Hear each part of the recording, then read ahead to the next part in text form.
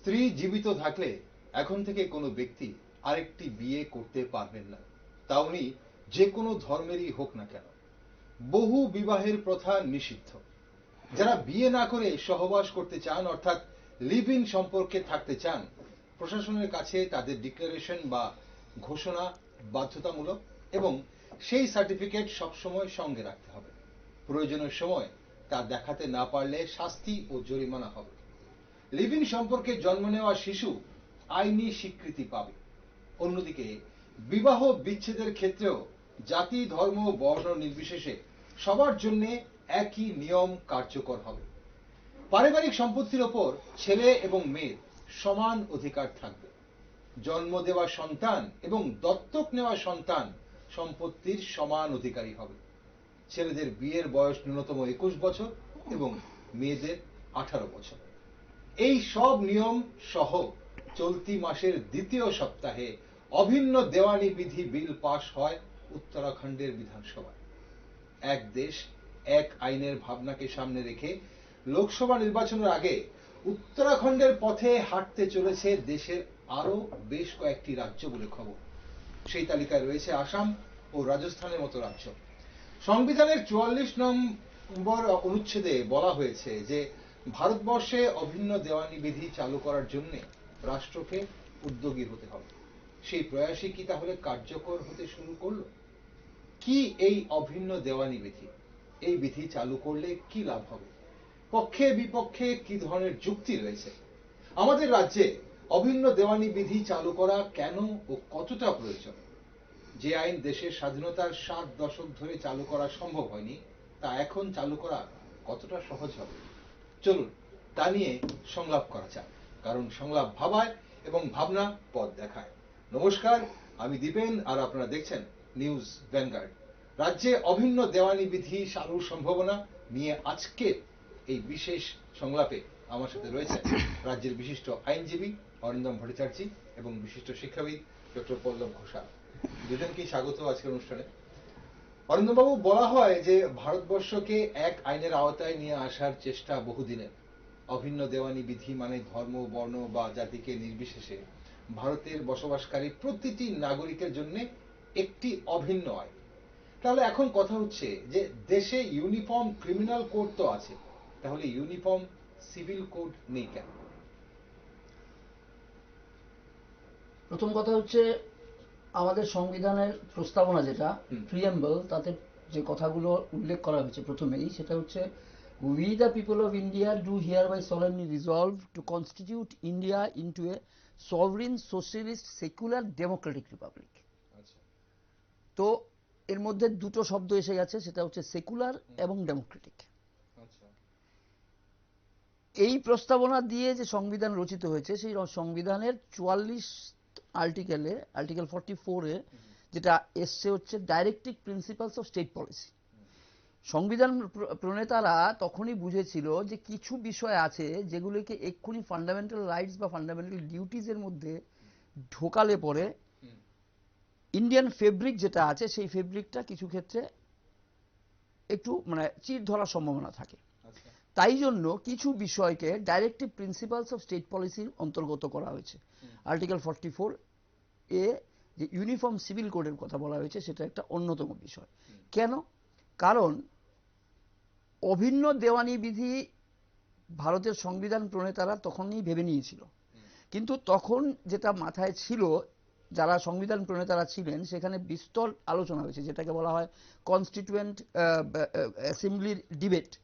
এটা অনেকগুলো সংকলন রয়েছে, কে কখন কি বলেছে, কি আসলে কি বিষয়গুলো নিয়ে বিস্তারিত হয়ে রয়েছে। তো সেখানে একটা বিস্তারিত আলোচনার পরে যেটা দেখা গেছে যে ওই মুহূর্তে দেশে ইউনিফর্ম সিভিল কোড বা অভিন্ন দেওয়ানি বিধি প্রচলিত হলে পরে বা আইনে রূপান্তরিত হলে পরে বা ওটা একটা ফান্ডামেন্টাল জায়গায়, রাইটসের জায়গায় নিয়ে গেলে পরে যেটা হতে পারে, সেটা হচ্ছে আমাদের দেশের যে ওই যে সেকুলার ফেব্রিকটা, সেটা আঘাতপ্রাপ্ত হতে পারে। At the same time Democratic যে পরিবেশ বা পরিস্থিতিটা, সেটাও কিছুটা পরিমাণে ক্ষুণ্ণ হতে পারে।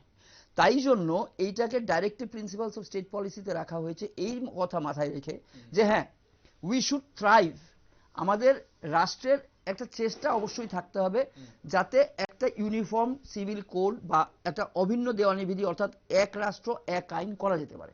দেখুন কথাটা শুনতে সত্যিই বেশ ভালো লাগে যে সত্যিই তো একটা দেশ একটাই তো আইন থাকবে, একটা দেশের হাজারো আইন থাকলে কি করে সম্ভব, সেটা হতে পারে না। But the thing is that এক্ষুনি উত্তরাখণ্ডেই কিছুদিন আগে ইউনিফর্ম সিভিল কোড পাস হয়েছে, কিন্তু আমরা হয়তো অনেকেই জানি না ভারতবর্ষে ইউনিফর্ম সিভিল কোড কিন্তু প্রযোজ্য রয়েছে গোয়াতে প্রথম থেকেই, স্বাধীনতার আগে থেকেই রয়েছে একদম। এবং গোয়ার ইউনিফর্ম সিভিল কোডটা ওয়াজ based on the civil procedure code of Portuguese 1939। কিন্তু তাহলে দেখা যাচ্ছে যে গোয়াতে ইউনিফর্ম সিভিল কোড মানে এখন সবার সমান জায়গা রয়েছে, সমান অধিকার রয়েছে, আইনের চোখে সবাই সমান, সমস্ত অধিকার সমান পাবে। Unfortunately that is not 100% correct so far মানে গোয়া ইজ কনসার্ন। যদিও 2019-এ জো পল কুটিনোর মামলায় সুপ্রিম কোর্টও বলেছিল যে গোয়ার এই যে ইউসিসিটা এটা হচ্ছে একটা গোল্ড মানে shining example of UCC. But যেটা দেখা গেছে যে গোয়ার সিভিল কোডে ডিভোর্স চাওয়ার প্রসঙ্গে, শুধু আমি যদি একটা মানে এটা আসি, একটা ছোট্ট একটা এতে আসি, এক্সাম্পলে আসি, সেটা হচ্ছে গোয়ার সিভিল কোড অনুযায়ী, ইউনিফর্ম সিভিল কোড অনুযায়ী একজন স্বামী তার স্ত্রী যদি অ্যাডাল্টারাস লাইফ লিড করে তাহলে উনি ডিভোর্স চাইতে পারেন এবং সেই ক্ষেত্রে উনি ডিভোর্স পেতে পারেন। বাট ঠিক উল্টো দিকে একজন স্ত্রী যদি তার স্বামীর বিরুদ্ধে অ্যাডাল্টারাস লাইফ লিড করার জন্য ডিভোর্স চায় উনি পাবেন না। তাহলে ওনাকে কি করতে হবে? স্বামীর অ্যাডাল্টারাস লাইফটা should be scandalous in the society, ওইটা ওই পরিমাণে স্ক্যান্ডাল সোসাইটিতে থাকতে হবে বা আলোচনা পর্যালোচনা সমালোচনা এই সমস্ত কিছু হতে হবে সোসাইটিতে, তবেই গিয়ে উনি এই গ্রাউন্ডে ভদ্রমহিলা ওই গ্রাউন্ডে ডিভোর্স পেতে পারেন। তাহলে এইটার মধ্যে ইউনিফর্মিটিটা কোথায় এলো? আছে কি? নেই। এবার প্রশ্ন হচ্ছে এক্স্যাক্টলি জেন্ডার বায়াসনেস নয়, ওখানে সেক্স ভায়োলেশন বা বায়াসনেস বা রিলিজিয়াস বায়াসনেস অনেকগুলো বিষয় রয়েছে। আমি জাস্ট একটা এক্সাম্পল দিলাম। গোয়া যেটা প্রথম রাজ্য দেশে ইউসিসি প্রযোজ্য রয়েছে, সেখানে এই হচ্ছে সমস্যা। এবার কথা হচ্ছে যে ইউনিফর্ম সিভিল কোড করাটা, আমি আগে যেটা বলেছিলাম যে ইউনিফর্ম সিভিল কোড হওয়াটা খুব রকম ভাবেই বাঞ্ছনীয়, কোনো আপত্তি থাকার কারোরই তরফ থেকে সুযোগ নাই, কিন্তু সব ক্ষেত্রে কি সেটা সম্ভব হবে? যেমন ধরুন এখন অবধি আমাদের কাছে রাষ্ট্র দেশ হিসেবে ভারতবর্ষে ইউনিফর্ম সিভিল কোডের কি রূপ হতে পারে আমরা কেউ জানি না। কোথাও কোনো ড্রাফট এখন অবধি কিছু নাই, কিছু নাই। একমাত্র আমরা হাতের কাছে যেটা পাচ্ছি সেটা হচ্ছে আমাদের উত্তরাখণ্ডের যে সিভিল কোড এসছে। এখন উত্তরাখণ্ডের সিভিল কোডের যে কটা সেলিয়েন্ট ফিচার্স বা মুখ্য চারিত্রিক বৈশিষ্ট্য পাওয়া যাচ্ছে তার মধ্যে একটা হচ্ছে স্বপিন্দ বিবাহ নিষিদ্ধ। ইনফ্যাক্ট হিন্দু ম্যারেজ অ্যাক্টে 1955-এ স্বপিন্দ বিবাহ নিষিদ্ধ। এবার স্বপিন্দ বিবাহ নিষিদ্ধ যখন ইউসিসি মানে উত্তরাখণ্ডে হচ্ছে, এই সেম এক্স্যাক্টলি এইটা কি আমি তামিলনাড়ুতে বা এতে কর্ণাটকে বা অন্ধ্রপ্রদেশে প্রয়োগ করতে পারবো? করা যাবে কি সেটাই কারণ প্রশ্ন। স্বপিন্দ হচ্ছে গিয়ে যে আমাদের আত্মীয়তার মধ্যে কোনো মানে বিবাহ অনুষ্ঠান করা যাবে না, মানে বিবাহ সম্পর্ক তৈরি করা যাবে না। কিন্তু দক্ষিণ ভারতের বেশ কয়েকটা রাজ্যে বা অংশে এই প্রথা কিন্তু রয়েছে যে পরিবারের মধ্যেই বিয়ের সম্পর্ক তৈরি করে, নিকট আত্মীয়ের মধ্যে বিয়ের সম্পর্ক তৈরি করে। তাহলে ঘটনাটা কি দাঁড়াচ্ছে? ঘটনাটা দাঁড়াচ্ছে যে আমরা বলছি ইউনিফর্ম সিভিল কোড, যে ইউনিফর্ম সিভিল কোড সারা দেশে একটা রব উঠেছে যে ইউনিফর্ম সিভিল কোড হোক, কিন্তু আদতে এই ইউনিফর্ম সিভিল কোড দিয়ে হিন্দু যে সামাজিক রীতিনীতি এবং এগুলো রয়েছে, নিয়ম কানুনগুলো রয়েছে, সেগুলো কি ইউনিফাই করা যাবে, এক করা যাবে? কারণ একটা জিনিস মাথায় রাখতে হবে যে দুটো বিষয় আছে, ইউনিফর্ম আর কমন। আচ্ছা, এখন ইউসিসি যেটা আমরা দেশে আমরা বারবার যেটা নিয়ে আলোচনা করতে চাইছি, যদিও এটা অবয়ব কিছু নাই এখনো, একমাত্র উত্তরাখণ্ড বা গোয়া ছাড়া বাকি সারা ভারতবর্ষের জন্য এই অবয়ব নেই। তো প্রথম কথা যেটা আমি বলার চেষ্টা করেছিলাম যে UCC in Uttarakhand, is it applicable in Karnataka or Tamil Nadu? If not, তাহলে হ্যাঁ ইউসিসি অ্যাকচুয়ালি হচ্ছে কনকারেন্ট লিস্টে, মানে এখানে রাজ্য আইন তৈরি করতে পারবে, কেন্দ্র আইন তৈরি করতে পারবে। আচ্ছা, যদি রাজ্য এবং কেন্দ্রের আইনটার মধ্যে কোথাও একটা কনফ্লিক্ট হয়, তাহলে কেন্দ্রের আইনটা প্রযোজ্য হবে, বলবৎ থাকবে, রাজ্যের আইনটা বাতিল হয়ে যাবে। আচ্ছা। তাহলে রাজ্যে রাজ্যে ইউনিফর্ম সিভিল কোড করছে মানে এখানে ইউনিফর্মিটি কোথায় আসছে? ঠিক, একদম। এক রাজ্য থেকে আরেক রাজ্যে এখানে গেলে একটা পরে প্রশ্ন- আমি সিভিল কোডের আওতার বাইরে চলে গেলাম। একদম। এখানে একটা প্রশ্ন থেকেই যাচ্ছে যে এক একটা রাজ্যে যদি এক এক রকম হয়ে যায় তাহলে Exactly. কিরকম হবে, তাহলে তাছাড়া- ইউনিফর্মিটি কিভাবে থাকছে? তার সঙ্গে যেটা প্রশ্ন, যে আমি গোয়ার যে বিষয়টা উল্লেখ করেছিলাম, সেটা পরবর্তী সময় অন্য জায়গাতেও দেখা যাবে, এবং এইটা নিয়ে ল কমিশনও কথা বলেছে পরবর্তী সময় 2018 লাস্ট অবজারভেশন লিখেছে। বেসিক্যালি যেটা বুঝতে হবে সেটা হচ্ছে ইউনিফর্ম আর কমন। আমরা যেটা করতে চাইছি সেটা হচ্ছে common to all, but it cannot be common to all. It can be uniform to the particular subject or circumstances. যেমন গোয়ার এক্সাম্পলটা দিয়েছিলাম যে মানে বিবাহ বিচ্ছেদ, অ্যাডাল্টারি গ্রাউন্ডে বিবাহ বিচ্ছেদের প্রসঙ্গটা যখন আসবে, তখন স্বামীর একরকম গ্রাউন্ড বা এক পরিস্থিতিতে ডিভোর্স পাবে, আর স্ত্রীর ক্ষেত্রে অন্য পরিস্থিতিতে ডিভোর্স পাবে। এইটা কিন্তু ইউনিফর্মিটি নয়, এখানে ইউনিফর্মিটি আনার প্রশ্ন। না, এটা Not কি that. এটা কি কি মানে আইন করে কি এখানে ইউনিফর্মিটি আনা যাবে না? দুজনের জন্য কি সেম ভাবে আইনটাকে চালু করা যাবে না? তাই জন্যই তো বলা হচ্ছে যে ইউনিফর্ম সিভিল কোড নিয়ে কারোর কোনো আপত্তি নেই, কিন্তু কমন সিভিল কোড করতে গেলে এবার কি দাঁড়িয়েছে, আমাদের এই উত্তরাখণ্ডের ইউনিফর্ম সিভিল কোডে বলা হয়েছে যে বিয়ের বয়স, মেয়েদের বিয়ের বয়স হতে হবে ন্যূনতম 18, আর ছেলেদের বিয়ের বয়স হতে হবে ন্যূনতম 21। এবার মুসলিম প্রথা অনুযায়ী শরীয়ত আইন মানলে পরে মুসলমান মেয়েদের বিয়ের বয়স উপযুক্ত হয় কখন? তারা কিন্তু বয়সের উপরে নয়, সেটা হচ্ছে just as soon as they attain the puberty, মানে যেদিন থেকে তারা মেনস্ট্রুয়েশন পিরিয়ড শুরু হবে সেদিন থেকেই ওটাকে বলা হয় শেয়ানি হয়ে গেছে, আমার মেয়ে শেয়ানি হয়েছে, তখন থেকেই সে বিবাহযোগ্য। তো এখন আপনি ইউনিফর্ম সিভিল কোড করে ওকে 18 বছর অবধি বিয়ে দেওয়ার ক্ষেত্রে বাধা তৈরি করা মানে কি? মানে হচ্ছে এটাকে কমন করার চেষ্টা, হিন্দু মেয়েটির সঙ্গে মুসলমান মেয়েটিকে কমন করার চেষ্টা, নট ইউনিফর্মিং। আচ্ছা, এই জায়গাটা বুঝতে হবে ওয়েদার না এখানে ইউনিফর্ম হচ্ছে না কেন? 18 যদি একটাই যদি স্ট্যান্ডার্ড, এটা ইউনিফর্ম কখনোই হতে পারে না, এটা কমন। আচ্ছা, এটা এটা কমন। ইউনিফর্ম কখনোই হতে পারে না, আচ্ছা। কারণ ইউনিফর্ম করতে গেলে আপনার এই উত্তরাখণ্ডের ইউনিফর্ম সিভিল কোডটা সাউথ ইন্ডিয়াতে বা দক্ষিণ ভারতে প্রযোজ্য করতে পারবেন, তার মানে এখানে তো ইউনিফর্মিটি আসছে না। তো what you are doing in Uttarakhand, you are doing something which is not uniform civil code, you are doing common civil code. এবার প্রশ্নটা হবে যে ভারতবর্ষে কি ইউনিফর্ম সিভিল কোড চাই না কমন সিভিল কোড চাই? আমরা মুখে বলছি ইউনিফর্ম সিভিল কোড, কিন্তু কার্যক্ষেত্রে যেটা করার চেষ্টা হচ্ছে এখন অব্দি অবয়ব হয়নি, এখন আমি আবারও বলছি, কিন্তু বিক্ষিপ্তভাবে যে আলোচনা বা যে প্রস্তাব বা যে কথাগুলো আসছে সেটা দেখা যাচ্ছে common uniform civil, common civil code আসছে। আমি আসবো আপনার কাছে আবার বরেন্দ্রবাবু, এই যে ব্যাপারটা, এই যে আপনি যেটা বললেন যে 18 বছরের ব্যাপারটা ইন্টারেস্টিং, যে 18 বছরের ব্যাপারটা যদি হয়, আমি যদি পুরো দেশে যদি এটাই থাকে আইন যে 18তেই বিয়ে হবে এবং ছেলেদের 21এই বিয়ে হবে, সেটা যে কোনো জাতি ধর্ম নির্বিশেষে যদি এটা হয়, তখন কি সেটা ইউনিফর্মিটি হবে নাকি তখন সেটা কমনই থাকবে? যদি গোটা দেশে? নিশ্চয়ই না, অন্য সবগুলি বিষয়তে যদি দেখা যায় যে if you want to give a umbrella, throw an umbrella upon each and everybody, তাহলে কখনো এটা ইউনিফর্ম হতে পারে না। আচ্ছা, এটা সবসময় কমন থেকে যাবে। ইউনিফর্ম করা মানে হচ্ছে আমার ভেতরের যে কন্ট্রাডিকশনস গুলো রয়েছে আগে সেগুলোকে নালিফাই করো, উইদাউট মানে sorting out the contradictions within. আমাদের ল কমিশন এই শেষ পর্যন্ত 2018 তো কি বলেছে, যেটা সংবিধান প্রণেতারা ওই সময় 1950-এর আগেই 49-এ সংবিধান গৃহীত হয়েছে, 26শে নভেম্বর আর 26শে জানুয়ারি 50-এ সংবিধান প্রণয়ন হয়ে গেছে।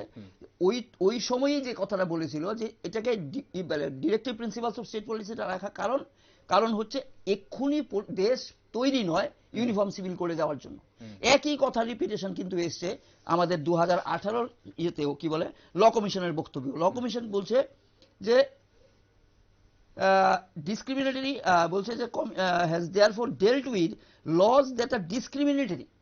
এই যে ডিসক্রিমিনেশনটা আগে যেটা দেখানোর চেষ্টা করছে, মানে বিবাহের ক্ষেত্রে ডিসক্রিমিনেশন রয়েছে বা ডিভোর্স পাওয়ার ক্ষেত্রে ডিসক্রিমিনেশন রয়েছে, এই ডিসক্রিমিনেশন গুলোকে সর্ট আউট করার চেষ্টা করছে। বাট ইউসিসি প্রয়োগ করাটা is neither necessary or desirable at this stage, মানে 1949-50 সালের দেশটা যে জায়গায় ছিল 2018-তেও কিন্তু ল কমিশনের বক্তব্য অনুযায়ী এখনো সেই জায়গাতেই রয়েছে। এখন মানে বিতর্ক করতে হবে, আলোচনা করতে হবে যে এই ল কমিশনের এই বক্তব্যটা কি আদৌ সঠিক, নাকি আমরা 1949-50 সালে যে পরিস্থিতিতে ছিলাম, দেশের যা পরিস্থিতি ছিল সেটা থেকে আমরা অনেক উন্নত। ডিজায়ারেবল নাই বা হতে পারে, কিন্তু নেসেসারি ডিজায়ারেবল মানে এই মুহূর্তে it is not necessary and not desirable. Necessary না হলে তো ডিজায়ারেবল হতেই পারে না। If it is necessary then it will be desirable. তো first it should be necessary or desirable. আপনার দেশের পরিস্থিতিটা এই যে কোনো সময় এই প্রশ্নটা তো আসবেই যে আমার ধর্ম মতে শপিন্দ হচ্ছে হিন্দুদের প্রসঙ্গ, তাও সমস্ত হিন্দুর না, আর শরীয়ত হচ্ছে মুসলমানদের বিষয়। তা এই মুসলমান যদি এবার দাবি করে, তাকে যতক্ষণ না পর্যন্ত আপনি কনভিন্স করতে পারছেন মেডিকেল ইস্যুস দেখিয়ে, যেটা বারবার প্রচার করার চেষ্টা হয় যে 18 বছর আগের কোন মেয়ে বিয়ে দেওয়া উচিত নয়, কারণ তার আগে সে বিয়ে দিলে মাতৃত্বের জন্য তৈরি থাকে না, শরীর তৈরি নয় কাজের। This has to be convinced, they have to be convinced not to use a blanket rule. Okay martial law দিয়ে ওকে আপনি বাধ্য করতে পারেন না। You have to attain his confidence, অর্জন করতে হবে। এই জায়গাতে যদি আমরা এইভাবে যদি ধরি, তাহলে আমরা একটু বিদেশের জায়গাগুলোতে আমরা যেতে পারবো, কিন্তু তার আগে একই বিষয়টাতে আমি আসবো, সেই বিষয়টাতে পরে অন্যান্য দেশে কি বলছে এইসব আইন সম্পর্কে। স্যার, আপনার কি মনে হয় যে ধরুন দেশের স্বাধীনতার পর চালু করা সম্ভব তো হয়নি, কিন্তু বর্তমানে এই স্বাধীনতার 7 দশক পরেও আজ কতটা প্রয়োজন, এবং এই এক দেশ এক আইন বা এই অভিন্ন দেওয়ান বিধি চালু করার প্রয়োজন কতটা, আর উত্তরাখণ্ডে যেটা হচ্ছে সেটা কি একই রূপ কি অন্যান্য রাজ্যেও আমরা দেখতে পাবো বলে মনে হচ্ছে? আসলে প্রসঙ্গত বলে রাখি, এই যে ল কমিশনের যে লেটেস্ট রিপোর্টের কথা উনি বললেন 2018 সালে, তার মানেই তো প্রমাণ করে যায় যে 1950 আর 2018 এই বিষয়ে সিচুয়েশন খুব একটা পরিবর্তন হয়, দেশের পরিবর্তন হয়। ঠিক আছে। এখন আমাদের এটা ঘটনাটা হচ্ছে নরমালি আমাদের যে ফৌজদারি বিধি দেওয়ানি বিধি তো আছে, আর এই ব্যাপারগুলো মানে উত্তরাধিকার, বিয়ে, অ্যাডপশন, এগুলো তো guided by different personal laws, basically এগুলো পার্সোনাল লজ। তাহলে এই পার্সোনাল লজ গুলো আবার influenced by different religion. Not only religion, আমি একটু ইন্টারাপ্ট করি, নট অনলি রিলিজিয়ান, এখানে আরো অনেক স্বার্থ কাজ করেছে। সাউথ ইন্ডিয়াতে এই যে শপিন্দ বিষয়টা নেই, এটা কিন্তু basically it is built up on the issue of division of land. আমার জমি যে পরিবারের যে জমিটা রয়েছে, এই জমির ভাগটা যাতে অন্য কোনো পরিবারে চলে না যায়, ভেতরে রাখার জন্য চেষ্টা। যে কেউ মানুষ যদি ভেতরে ঢোকে, এইটাই হবে মূল বিষয়, পরিবার মানে জমি, মানে ইন্টার রিলিজিয়ান এক্স্যাক্টলি। হ্যাঁ, আচ্ছা, এগুলোর ইনফ্লুয়েন্স গুলো এর মধ্যে আছে, পার্সোনাল লজ গুলোর মধ্যে। এবার weather at this stage India is ready, প্রথম যে ব্যাপারটা, যে প্রশ্নটা আসে যে আমরা রিলিজিয়াসলি কি এই পারসেপশন কি মাইনরিটির উপর হবে না যে আমাদের চাপিয়ে দেওয়া হচ্ছে, সংখ্যালঘুরা কি সেটা ভাববে না কি মানে আমাদের উপর এটাকে চাপিয়ে দেওয়া হচ্ছে, এর ভাবনার একটা অবকাশ থেকে যায় তাদের জন্য। এক, দুই, এবার নেসেসিটি যদি বলি, আচ্ছা মিস্টার ভট্টাচার্য বলবেন তো কি প্রয়োজন যে আমাদের প্রেজেন্ট যে আইন দেওয়ানি বা ফৌজদারি বিধিগুলো আছে, এটা কি মানে দেশ চলার পক্ষে সাফিসিয়েন্ট না? মানে what is the point where we are lacking, যে আমার এই জিনিসটা, আমি নেসেসিটির ব্যাপারটা ভাবতে গিয়ে বলছি যে কোথায় বিভিন্ন লোক বিভিন্ন ধরনের পারফর্ম করছে, মানে বিভিন্ন পার্সোনাল লর উপর ভিত্তি করে। আমি চাইছি আপনি বলুন। কথাটা বলার চেষ্টা করছিলাম, এবারে আমি একটা জিনিস বলি, আমার ব্যক্তিগত অভিজ্ঞতা যেটা বলছি, যেদিন থেকে এই 3 তালাকের প্রথাটা উঠে গেছে মুসলমান সমাজে, সেদিন থেকে আমি ঘেটে একজন পুরুষ মুসলমান বা মক্কেলের জন্য তার ডিভোর্সের ব্যবস্থা আমি করতে পারছি না। আচ্ছা, মুসলিম লতে একজন পুরুষের ডিভোর্স পাওয়ার কোনো রাস্তা নেই। আচ্ছা, মহিলার আছে।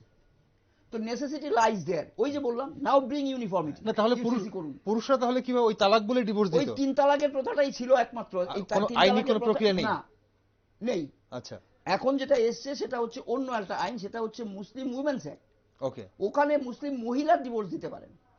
আচ্ছা, পুরুষরা দিতে পারবেন না। সিস্টেমটা কি দাঁড়িয়েছে যে মুসলিম মহিলা একজন ডিভোর্স চাইবেন, হুম, পরবর্তী সময়ে যদি মহিলার হাজবেন্ডও রাজি থাকেন ডিভোর্সে, তাহলে ওরা মিউচুয়ালি এসে কোর্টকে বলবে we have agreed two divorce mutually, তখন এটা মিউচুয়াল কনসেন্টের উপর ডিভোর্স আসবে। তাহলে আমার তার জন্য প্রয়োজন তাহলে ইউনিফর্ম সিভিল কোড। ওখানে ইউসিসি দরকার। দ্যাট ইজ, আমি তার জন্য বলার চেষ্টা করি, সরি ওনাকে ডিস্টার্ব করে দিলাম, ওই জন্য বলেছি ওয়েদার উই ওয়ান্ট ইউসিসি মানে ইউনিফাইড সিভিল কোড নাকি কমন সিভিল কোড।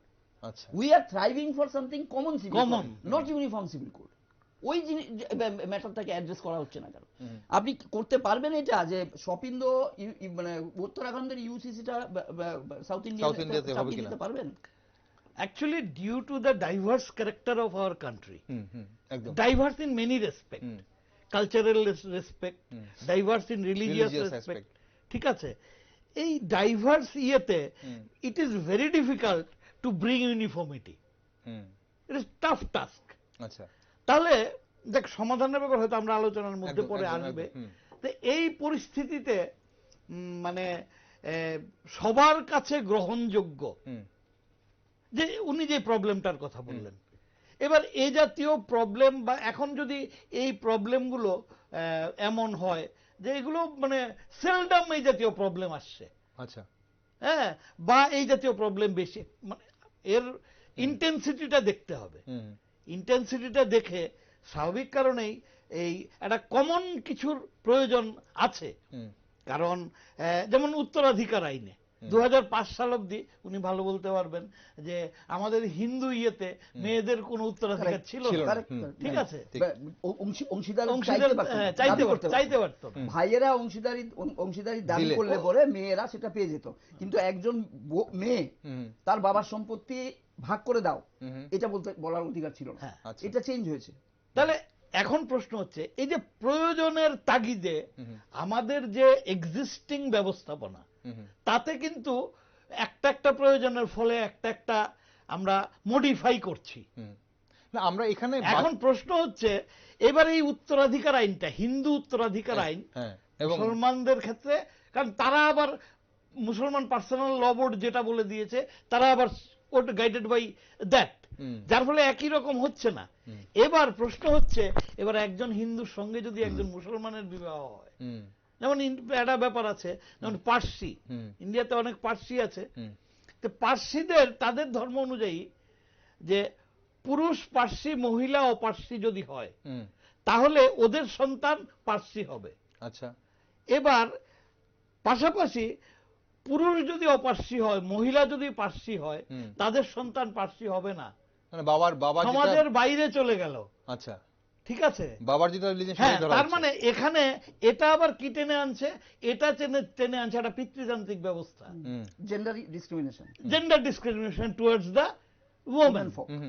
ঠিক আছে, তাহলে এই যে ব্যাপারগুলো ইটস এ মানে একটা বিশাল টাস্ক, কিন্তু complex task due to the diversity বা diverse character of our country. না, এগুলো তো ঠিক যে টাস্কটা বিশাল, কিন্তু এই যে আপনি যে এক্ষুনি যে সমস্যাটা কথা বললেন বা অরবিন্দবাবু যেটা শুরুতেই বলছিলেন গোয়ার যে সমস্যাটা ডিভোর্সের ক্ষেত্রে, বা এক্ষুনি যেটা বলছিলেন, এই সবগুলো সমস্যার ক্ষেত্রে এগুলোর সলিউশনের জন্য কি ইউসিসিটা একটা বিরাট বড় ভূমিকা পালন করবে না? ইউসিসি আগে আমরা দেখি যে whether it is possible UCC possible কিনা সেটা আমাকে প্রথম দেখতে হবে। এখন whether we shall go for UCC or we shall go for common civil code, আচ্ছা, it is to be determined first. এর মধ্যে কারণ হচ্ছে যখনই আমরা এটা করতে যাব তা কিন্তু অনেক ধরনের সমস্যা ক্রিয়েট করবে, রিলিজিয়াস করতে পারে, তারপর কালচারাল করতে পারে। সুতরাং যখন যাব আমাকে ভাবতে হবে যে আমার সুইটেবল সলিউশন কোনটা দিচ্ছে বা কোনটাকে আমি আদৌ অ্যাডাপ্ট করতে পারছি, কোনটা পারছি না, এগুলো ভাবনা চিন্তা করে ব্যাপারটা, মানে সেই সিচুয়েশন খুব একটা চেঞ্জ হয়নি, কারণ তার রেজাল্ট, হ্যাঁ, যেমন আমি বলি যে এমন অনেক হতে পারে যে মাইনরিটি কমিউনিটির উপর তারা বলতে এই জাতীয় পারসেপশন তাদের মধ্যে আসতে পারে যে আমার উপর চাপিয়ে encroachment in our religious matter, ওরা এভাবে ভাবতে পারে। ঠিক আছে, হ্যাঁ ভেবেছে আমি আসবো পরে, আমি আমি আসবো। তাহলে এই এনক্রোচমেন্ট ভাবতে পারে, বা encroachment in our cultural matter কেউ ভাবতে পারে। আবার এদিক দিয়ে ভারতবর্ষে যারা শিডিউল ট্রাইব, তাদের কিন্তু তাদের যে কাস্টমারি ল, সেটাও কিন্তু আবার সংরক্ষিত বাই দ্য কনস্টিটিউশন। ঠিক আছে, ওখানে আপনি হাত দিতে পারবেন না। ইউনিফর্ম কোথায় হচ্ছে? দেওয়া হয়নি তো, উত্তরাখণ্ড এসটিতে বাদ রেখেছে, কারণ তাদের সংরক্ষিত তাদের কাস্টমারি লজ। তাহলে এখানে মানে সংবিধানের কথাটাই তো তাহলে পরিপন্থী হয়ে যাচ্ছে। হ্যাঁ তো কন্ট্রাডিক্টরি। আমি তোমাকে আরেকটা এক্সাম্পল দিই, এতক্ষণ যে এক্সাম্পলটা দিয়েছি তার ভেতরে আরেকটা এক্সাম্পল রয়েছে। ধরো 1980s শুরু হয়েছিল শাহবানুর মামলা, বিখ্যাত মামলা, একদম ঠিক আছে। কি নাম ভদ্রলোকের? খান, মোহাম্মদ খান, হাজবেন্ড, একজন বিখ্যাত লয়ার ছিলেন মধ্যপ্রদেশে। শাহবানুর মামলায় নিচের কোর্টে শাহবানু কি চেয়েছিলেন? ডিভোর্স হয়ে গেছিল, 62 বছর বয়সে ভদ্রমহিলা ডিভোর্স, 40 বছর বিবাহ কাটানোর পরে। পরবর্তী সময় ওনার 5 ছেলে মেয়ে ছিল, কিন্তু ওনার নিজের ভরণ পোষণের জন্য কোনো সংস্থান হচ্ছিল না। উনি সিআরপিসির 125 ধারা ভিত্তিতে একটা মানে আবেদন দাখিল করেন নিচের কোর্টে, জুডিশিয়াল ম্যাজিস্ট্রেট কোর্টে, যে আমাকে আমার স্বামীকে বলা হোক আমাকে আমার ভরণ পোষণ দেওয়ার জন্য। অ্যাকর্ডিংলি এই জুডিশিয়াল ম্যাজিস্ট্রেট কোর্ট কিন্তু ওনাকে দিয়েছে। পরবর্তী সময়টাতে ফ্যামিলি কোর্ট হয়েছে, এখন ফ্যামিলি কোর্টে যায় 125, আদারওয়াইজ আগে ওটা ইয়েতে ছিল, জুডিশিয়াল ম্যাজিস্ট্রেট কোর্ট ছিল। তো জুডিশিয়াল ম্যাজিস্ট্রেট কোর্ট কিন্তু এই শাহবানুকে তার যে আবেদন ছিল সেই আবেদন মেনে নিয়ে ওনার হাজবেন্ডকে বলেছে ওনাকে মানে ভরণ পোষণের দিতে হবে। এবার ওনার স্বামী, কি নাম ভদ্রলোকের? খান, উনি এটাতে আপত্তি করলেন। আচ্ছা, মোহাম্মদ আহমেদ খান, উনি এটাতে আপত্তি করে উনি পরবর্তী পর্যায়ে আপিল করলেন। এইটা চলতে চলতে আলটিমেটলি 1985-এ সুপ্রিম কোর্ট অব্দি করালো। সুপ্রিম কোর্ট বললো হ্যাঁ ঠিকই আছে, সিআরপিসি অনুযায়ী এনি উমেন বা আদারওয়াইজ বললে হাজবেন্ড অর মানে কি বলে parents are duty bound to maintain their wife even if estranged, মানে ডিভোর্স হয়ে গেলে পরে। আচ্ছা, এবং তার ছেলে এবং মেয়ে যতক্ষণ না পর্যন্ত সাবালক হচ্ছে, এবং মেয়ের ক্ষেত্রে হলে ততক্ষণ না পর্যন্ত বিবাহ হচ্ছে। তো 125 is applicable to all, it is not personal law. Supreme Court was also very much correct. But ওই মুসলিম ল বোর্ড বা মুসলিম যে সংগঠন যারা রয়েছে, মুরব্বীরা রয়েছেন, তারা দাবি করলেন এইটা হচ্ছে ওই কথাটার জন্য বলেছিলাম, it is an encroachment upon our personal law. And the Rajiv Gandhi government then was compelled to bring or introduce a law which is called the Muslim Women Protection on Divorce Act 1986. এবারে ওইটা দিয়ে কি করা হলো? ওইটা দিয়ে কিন্তু মানে মুসলিম উমেনের ক্ষেত্রে 125 সিআরপিসি অ্যাপ্লিকেবিলিটিটা ব্যান করে দেওয়া হলো, বাদ দিয়ে দেওয়া হলো। আচ্ছা, হলো। এবার আমার প্রশ্ন হচ্ছে, উত্তরাখণ্ডে যে ইউনিফর্ম সিভিল কোড হয়েছে, সেই ইউনিফর্ম সিভিল কোডে বলা হয়েছে বিয়ের বয়স 18-র নিচে হতে পারবে না, irrespective of caste, creed, cultural, religion. 18 আর 21 ইউসিসিতে এই যে 125 ধারায় মুসলমান মহিলারা খরপোশের জন্য আবেদন করতে পারবে না, ওইটা অ্যাড্রেস করেছে? Has it been addressed? তাহলে কি ওই আইনটা তো যেমন ছিল তেমনই রয়ে গেল। আচ্ছা, মানে তাহলে এখন কি দাঁড়াচ্ছে? ধরুন এই যে 3 তালাক করতে পারছে না, কিন্তু ডিভোর্স যদি করে দেয়, ডিভোর্স যদি হয়ে যায়, মিউচুয়াল ডিভোর্সও যদি হয়ে যায়, কিন্তু কেউ যদি মানে খরপোশ না দিতে চায়, না মিউচুয়াল ডিভোর্স যদি হয়ে যায়, ডিভোর্স হওয়ার দরকার নেই, নট নেসেসারি ডিভোর্স হওয়ার। এখানে তো ডিভোর্স তো মেয়ে ডিভোর্স চাইছে, মহিলা ডিভোর্স চাইছে, আদারওয়াইজ তো ডিভোর্স পুরুষ তো ডিভোর্স চাইতেই পারবে না। তাহলে খরপোশ দেওয়ার তো ব্যাপার নেই। তাহলে না, খরপোশ দেওয়ার প্রশ্ন আসবে, এক্সচেঞ্জ একসঙ্গে থাকে না। আমি থাকি না আমার বউয়ের সঙ্গে, আমার বউ তো আমার কাছ থেকে দাবি করবেই খরপোশ দাও। এবার মুসলমান মহিলা ওই 125 এর ইয়েতে আসবে, কিভাবে আইন পাচ্ছে তাহলে? সেটাই তো বলছি যে তাহলে আইন যেতেই পারছে না, যেতে পারছে না। আচ্ছা, দ্যাট ইজ ইন বার্ড। ওকে। তো এই অ্যাড্রেস, এইগুলোকে অ্যাড্রেস যতক্ষণ না করা হচ্ছে ততক্ষণ পর্যন্ত আমি ইউনিফর্ম কি করে করলাম? আমি তো এটাকে তো কমন করা, মানে ব্ল্যাঙ্কেট ইয়ে করে দেওয়ার মতন, স্প্রেড আউট করে দেওয়ার মতন সবাইকে এক। এবার ব্ল্যাঙ্কেট করতে গেলে যেটা হচ্ছে আমাদের যে মানে নেচারটা, ইন্ডিয়ান নেচারটা, যে প্লুরাল ডেমোক্রেসি, ওটা তো আঘাতপ্রাপ্ত হবে নিশ্চয়ই, তাই না? আমার যে এটা তো আমার একটা ফিচার, এটা প্লুরাল ডেমোক্রেসি একদিকে, আরেকদিকে আরেকটা জায়গায় তো ক্ল্যাশ হবে, যেটা হচ্ছে আমাদের কিন্তু মানে মোর দেন ওয়ান পাওয়ার সেন্টার। ওই যে উনি যেটা বলে কনকারেন্স লিস্ট, রাজ্য আইন করতে পারে, কেন্দ্র আইন করতে পারে, যাই হোক ক্ল্যাশ হলে কেন্দ্রেরটা বলবৎ থাকবে। কিন্তু তা সত্ত্বেও ক্ল্যাশ তো হচ্ছে, প্রবলেম তো হবে। কারণ কি? কারণ রাজ্যগুলো খুব মানে প্র্যাকটিক্যালি বলতে গেলে কেন্দ্র এবং রাজ্য পুরোটা তো একই ধরনের মানে একই মতাবলম্বী লোক দিয়ে পরিচালিত নয়। হ্যাঁ, এখানেও এই ক্ল্যাশ হতে পারে। হ্যাঁ, আর আরো অনেকগুলো ব্যাপার থাকে। আরেকটা প্রবলেম যেটা হবে সেটা হচ্ছে আমরা মাইনরিটি বলি, অনেকে বলে, যেমন আমাদের এটা বেশ কয়েকটা ক্ষেত্রে আঘাতপ্রাপ্ত হবে ইউনিফর্ম সিভিল কোড হলে। জানি না what will be the picture, আমাদের হাতে কিছু নেই। উনি যেটা বললেন এক্সেপ্ট ফর উত্তরাখণ্ড, আমাদের এই মুহূর্তে হাতে কিছু নেই। যেমন আমাদের হিন্দু আনডিভাইডেড ফ্যামিলি, আচ্ছা, তার যে সুযোগ সুবিধাগুলো, অনেকগুলো সুযোগ সুবিধা হিন্দু আনডিভাইডেড ফ্যামিলি পায়, হ্যাঁ, যেটা কিন্তু অন্য ধর্মের লোকেরা পায় না। পার্টিকুলারলি ট্যাক্স বেনিফিট, তারপর উত্তরাধিকার সংক্রান্ত দু একটা ব্যাপার আছে, ঠিক আছে? তাহলে যখনই ইউনিফর্ম সিভিল কোড হবে ওগুলো তো এফেক্টেড হবে। তাহলে শুধু মাইনরিটি না, মেজরিটিও এফেক্টেড। এখানে তো একটা প্রশ্ন এটা উঠে আসছে যে ইউনিফর্ম সিভিল কোড বা যে এই যে আইনটা তৈরি করা হচ্ছে, এই আইনটা কোন আইনগুলোকে নেওয়া হচ্ছে? মানে পার্সোনাল ব্যাপারের সময় সেগুলোকে কোন আইনগুলোকে নেওয়া হচ্ছে? ধরুন মানে এটা এক্সাম্পল বলতে হিন্দুদের আইন যেটা আছে সেখান থেকে নেওয়া হচ্ছে নাকি? এখন উত্তরাখণ্ড তো দেখাচ্ছে যে হিন্দুদের প্রযোজ্য যে প্রচলিত আইনগুলো রয়েছে সেগুলোকেই ইউনিফর্ম সিভিল কোডের মধ্যে মোরওভার খুব মানে বলতে গেলে এটা আমি কিভাবে ইন্টারপ্রিট করব অ্যাজ এন ইন্ডিভিজুয়াল, আমি কিভাবে ইন্টারপ্রিট করব।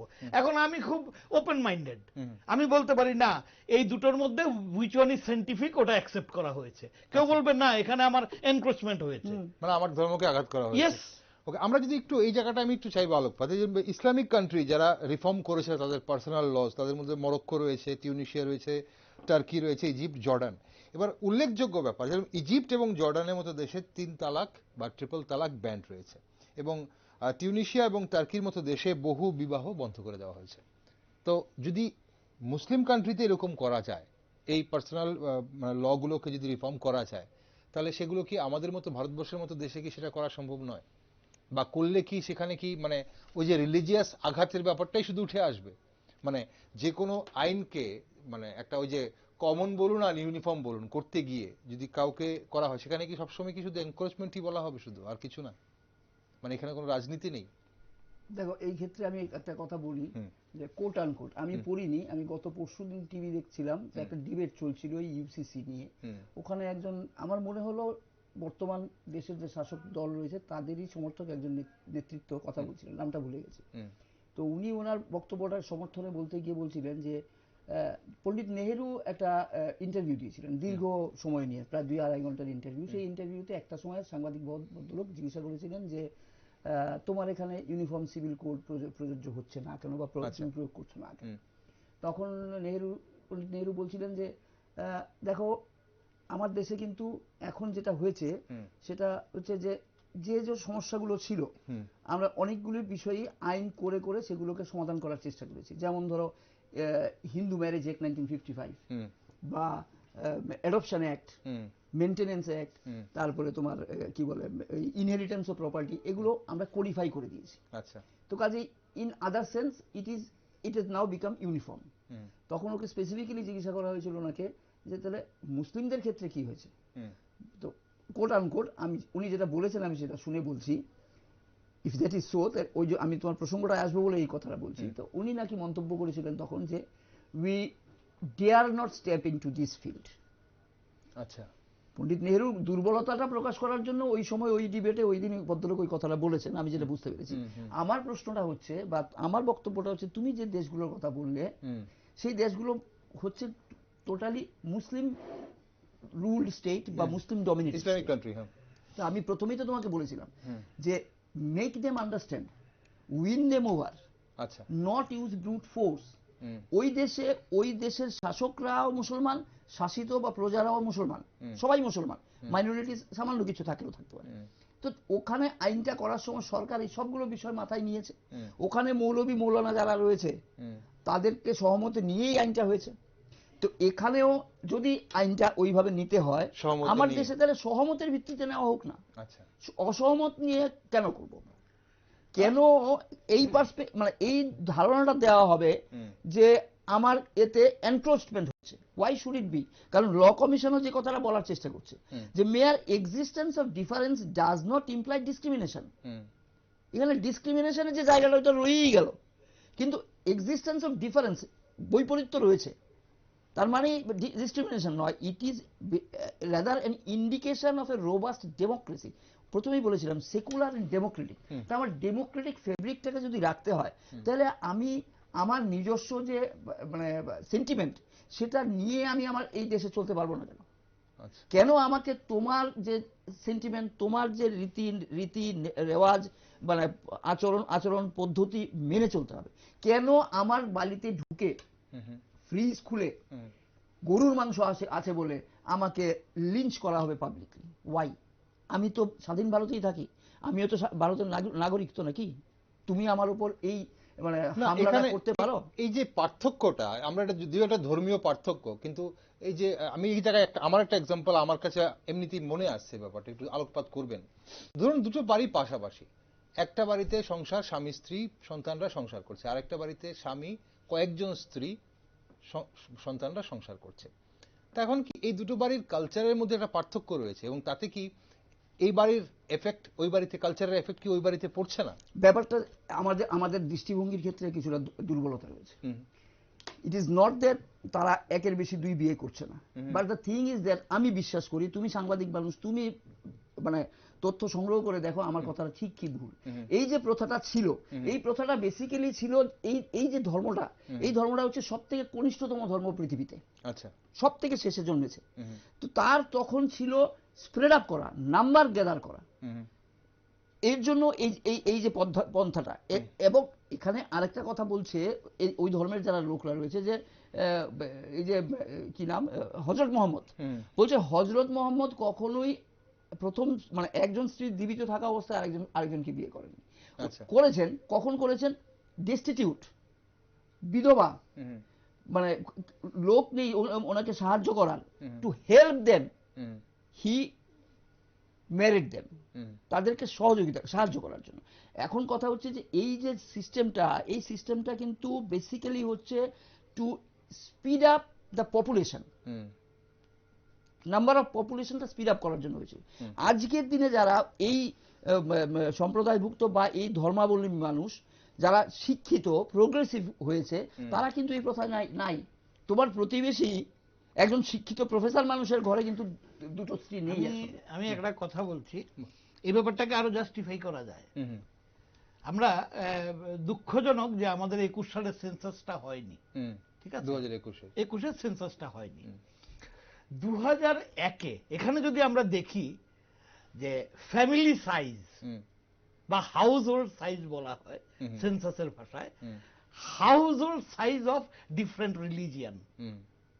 হিন্দু রিলিজিয়ানের একটা হাউস হোল্ড মানে একটা পরিবারের সাইজটা কত? হিন্দু রিলিজিয়ানে দেখা গেছে এভারেজ ইন্ডিয়াতে সাইজটা হচ্ছে 4.45 অর সামথিং লাইক দিস, ঠিক আছে। আর মুসলিমদের ক্ষেত্রে 5 পয়েন্ট কত এভারেজ হাউস হোল্ড সাইজ, আচ্ছা, ঠিক আছে, কাছাকাছি। হ্যাঁ, শিখদের ক্ষেত্রে এবং মুসলিমদের ক্ষেত্রে খুবই কাছাকাছি। আচ্ছা, এটা হচ্ছে 2011 সালের সেন্সাস রিপোর্ট। এবার 2001 সাল থেকে আমরা যদি দেখি যে মুসলিম হাউস হোল্ড সাইজে শার্পলি কমেছে। আচ্ছা, প্রায় বেশি ছিল, আরো অনেক বেশি ছিল। আচ্ছা, এবং এই যে কমার যে ব্যাপারটা, ট্রেন্ডটা অন্যান্য ধর্মের চেয়ে মুসলিম ধর্মে বেশি। এখন এটা কে করে? অ্যাকচুয়ালি আমার মনে হয় এই যে ব্যাপারগুলো করা বা করতে যাওয়া, এটা অনেক মানে সময় সাপেক্ষ, মানে ইভ্যালুয়েশনেরই একটা ব্যাপার। প্রথম রিফর্ম, মেসিভ রিফর্ম করতে হবে পার্সোনাল লগুলোকে, একদম পার্সোনাল লগুলোকে রিফর্ম করে যদি আমরা এই জায়গাটায় আসি, কিন্তু এখন কথা, তাহলে আমার মনে হয় সমস্যা। সব ধর্মীয় সম্প্রদায়ের কি নিজস্ব আইন আছে? মানে ভারতবর্ষে যত ধর্মীয়রা আছেন, ধর্ম আছে, সবার কি নিজস্ব আইন আছে? হিন্দুদের আছে না, যেমন বৌদ্ধ, শিখ, এরা গাইডেড বাই হিন্দু ধর্ম, হিন্দু, ঠিক। তাহলে এখানে শুধু এখন মানে যদি হিন্দুদের ছেড়ে দিই আমরা, তাহলে মুসলিম এবং খ্রিস্টানদের কেন শিখেরা রয়েছে?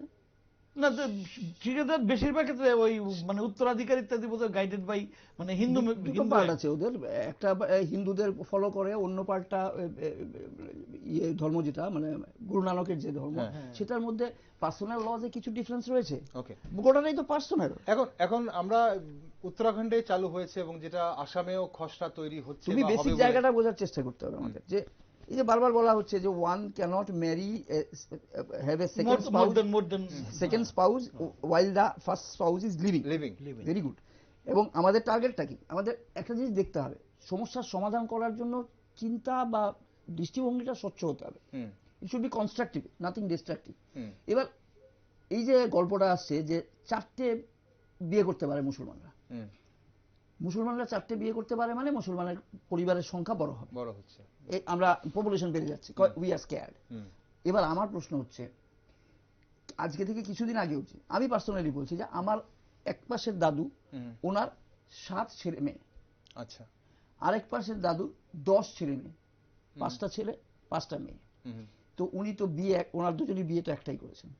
আচ্ছা, তো 4টে বিয়ে করার পরে যদি আমি প্রোভাইড করতে পারি আমার 4 বউকে, খাওয়াতে পড়াতে পারি, তো what is the wrong with ইট?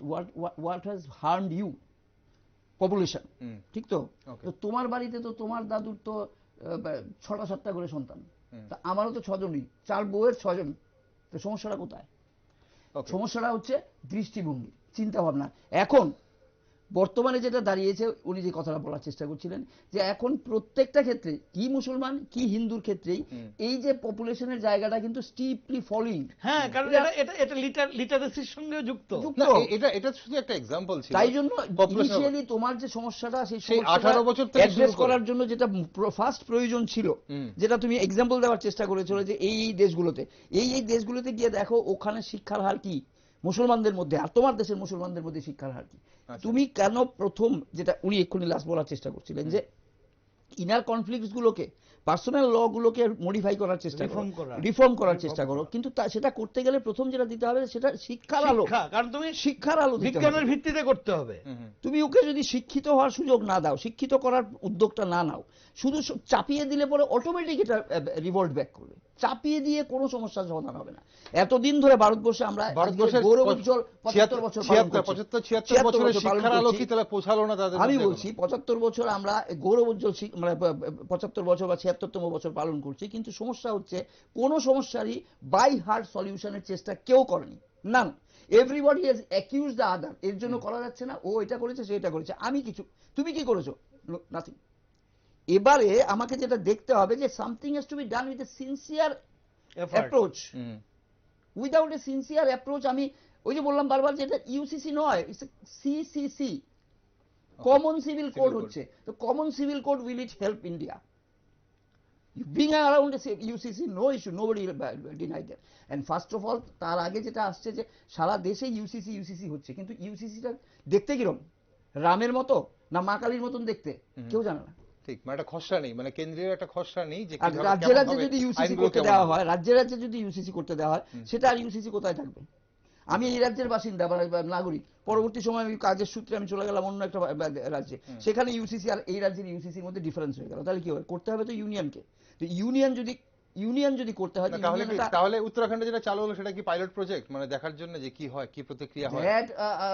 এখন এটা যারা করেছে ওরা করতে পারে, এবং তার পেছনে there may be lot of other issues. Exactly. এবং লাস্ট বাট নট লিস্ট, তুমি বলছো ইউসিসি বলে তুমি ট্রাইবেলদের বলছো, অ্যাটলিস্ট আমরা উত্তরাখণ্ডে যা দেখলাম, ট্রাইবেলদের ক্ষেত্রে বলছো দে উইল বি এক্সাম্পটেড। একদম 100বার দরকার ওদের এক্সাম্পশন, কারণ ওদের যে নিজস্ব স্টাইল রয়েছে, ওদের কাস্টমারি ল, ওদের আইন ব্যবস্থা সবকিছু ওদের নিজস্ব রয়েছে, সেটাতে তুমি ইনফ্লুয়েন্স করবে না বলছো। হ্যাঁ, বলেই দিয়েছে, ওরা বলেই দিয়েছে, apart from Assam and Tripura, বাকি নর্থ ইস্টের স্টেট গুলো বলে দিয়েছে UCC will not be applicable, we will not go for UCC, will never go for UCC. এটা বলে স্টেটমেন্ট বলে দিয়েছে। এবার আমার প্রসঙ্গটা অন্য জায়গায়, আমার প্রসঙ্গটা হচ্ছে তুমি বলছো ইউসিসি ইউনিফর্ম সিভিল কোড, তো ট্রাইবেলদের বাদ দিয়ে ইউনিফর্ম হলো কোথায়? দেশ তো একটাই, ওই ট্রাইবেলরা উপজাতি বা জনজাতি অংশের মানুষ তো এই দেশেই বসবাস করে, তো তাদের জন্য আলাদা থাকবে, আমার জন্য একরকম, তোমার জন্য একরকম। তার মানেটা কি? You have some other intention. তুমি ইউসিসির মাধ্যমে কি করতে চাইছো? ট্রাইবেলদের বাদ দিয়ে ইউসিসি করতে চাইছো দেশে, তো কার জন্য ইউসিসিটা করছো? আদারওয়াইজ তোমার হিন্দু ল তো everything is codified and everywhere there has been an attempt to bring about uniformity except for some আমি বললাম কিছু ইস্যুস আছে। গোয়ার ইউসিসি মহিলাদের সমান অধিকার দিচ্ছে না, ঠিক। তো তোমার তাহলে এখন বাকি রইল কে, কাকে তুমি ইউসিসির আন্ডার আনতে চাচ্ছ? ইউসিসির আমব্রেলা নাম দিয়ে যে ছাতাটা নতুন করে খুলছো সেটা তোলা কাকে আনছো তুমি? এইটা তো সেদিনই আনতে পারতো আমাদের সংবিধান প্রণেতারা, তখনই তো তারা বলেছে সেটা করা সম্ভব হয় না। তাই জন্য ওটা ডিরেক্টিভ প্রিন্সিপালস অফ স্টেট বলেছে আমার উদ্দেশ্য থাকবে, কিন্তু এখন যেটা করতে চাইছি আমরা সেটা হচ্ছে উদ্দেশ্য পূরণের সময় হয়ে গেছে। কি করে গ্রাউন্ড রিয়েলিটি কি সত্যি এই কথা বলছে, মানছে? ওকে, অনুষ্ঠানে তো সংলাপের সময় ফুরিয়ে গেছে। অসংখ্য ধন্যবাদ দুজনকেই। আমরা আপনারা আলোকপাত করলেন, তবে আলোকপাতটা অধুরা রয়ে গেল মনে হচ্ছে। কোনো আরেকটু গভীরে যাওয়ার প্রয়োজন আছে। বিভিন্ন এক্সাম্পলগুলো খতিয়ে দেখার ব্যাপার রয়েছে যে কি কি হচ্ছে। আমরা চাইবো আবার এই বিষয় নিয়ে আরো সংলাপ করতে। তবে আজকের জন্য ধন্যবাদ অরুণবাবু আপনাকে, স্যার আপনাকে। দর্শক বন্ধুরা, 1949 হোক বা 2018 হোক, অভিন্ন দেওয়ান বিধি চালু হয়নি, এটাই বাস্তব। তবে অভিন্ন দেওয়ানি বিধি নিয়ে দেশে চর্চা এখন তুঙ্গে। তবে উত্তরাখণ্ডের পর আর কোনো রাজ্যে এই অভিন্ন দেওয়ানি বিধি চালু হয় তা এখন দেখার। তাছাড়া 2024-এ যদি বিজেপি সরকারের প্রত্যাবর্তন হয়, তাহলে ভারতবর্ষে এক দেশ এক আইন চালু হবে কি সেটাও দেখার। রাজ্যে এ নিয়ে উদ্যোগ নেওয়া হয়, এখন দেখতে হবে কোন রাজ্যে এই নিয়ে উদ্যোগ নেওয়া হয়, এবং সেদিকে নজর রাখছি আমরা। এ রাজ্যে কি হয় সেদিকেও নজর রাখছি আমরা। তাই শুধু চোখ রাখুন আপনারা নিউজ ভ্যানগার্ডে।